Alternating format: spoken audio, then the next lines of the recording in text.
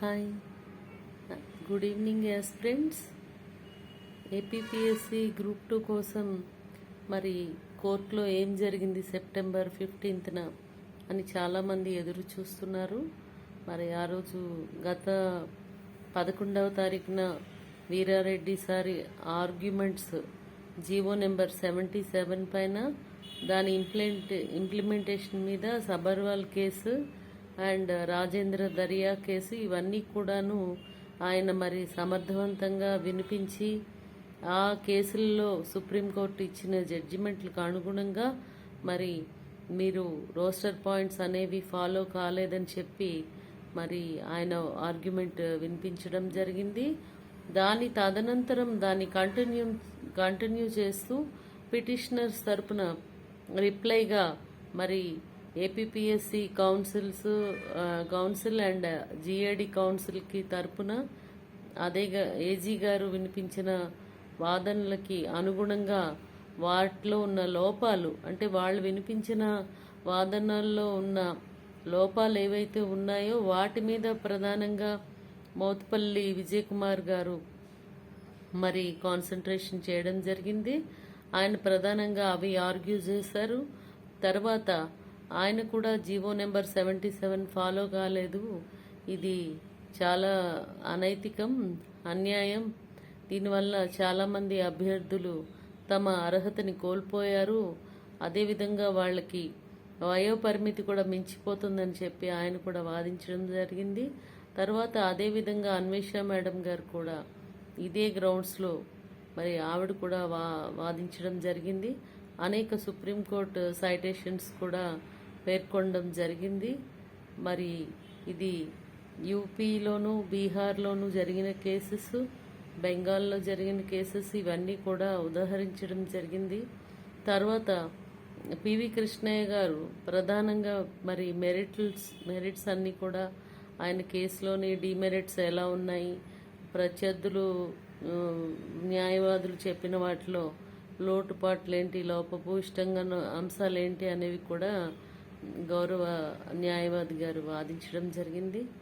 వారు కూడా గతంలో నాకు కౌన్సిల్గా పనిచేశారు. సర్వీస్లో నాకు వచ్చిన కొన్ని చిక్కుల నుంచి ఆయన నన్ను బయటపడేయడం జరిగింది.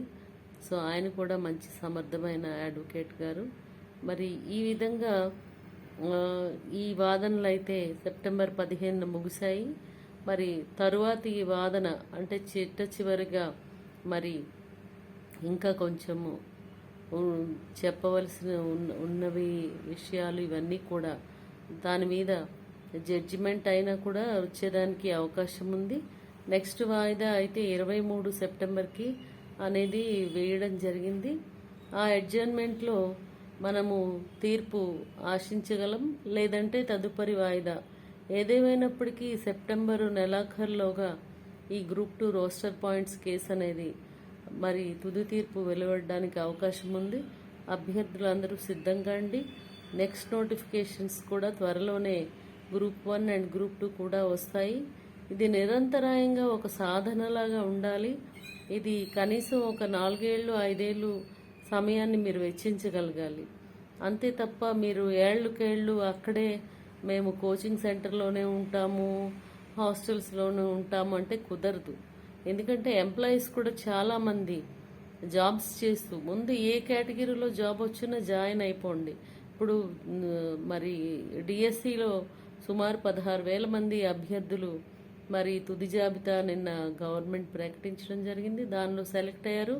వారందరికీ ఇప్పుడు గోల్డెన్ ఆపర్చునిటీ ఏంటంటే ఇటువంటి సర్వీసెస్ కోసం హ్యాపీగా ప్రిపేర్ అవ్వచ్చు. ఎందుకంటే they are assuredly they are having a job. So మరి they need not further look into for the maintenance of home and family.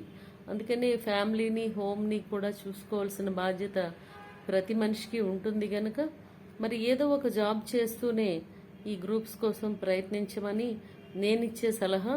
మీరు శ్రద్ధగా చదివితే రోజుకి 4-5 అవర్స్ సరిపోతుంది.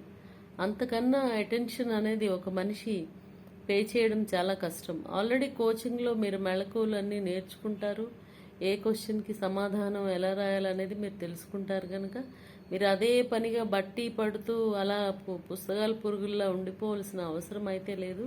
మీరు క్లుప్తంగా ఏది రాయాలనేది మీరు ఆ పాయింట్స్ సెలెక్టివ్గా రాస్తే సరిపోతుంది. దానికోసం మీకు కొంత ప్రిపరేషన్ అనేది అవసరం. బట్ ఎప్పుడు కూడా డీవియేట్ అవ్వకండి. మీ మెయిన్ ఛానల్, మీ మెయిన్ ఉద్దేశం రాష్ట్రంలో అత్యున్నతమైన గ్రూప్ 1, గ్రూప్ 2 సర్వీసెస్ మీదే ఎప్పుడు కూడా ఉండాలి. మీరందరూ కూడా సక్సెస్ సాధించాలని కోరుకుంటున్నాను.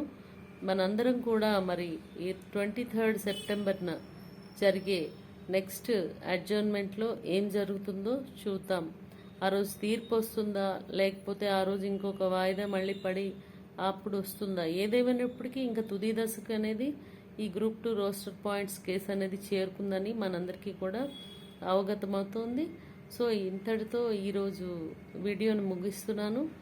Like, share and subscribe Shyamla channel.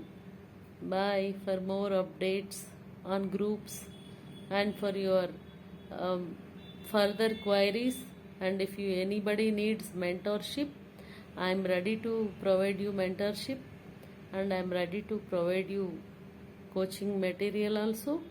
Please do contact me on my email id shyamalatasupalli@gmail.com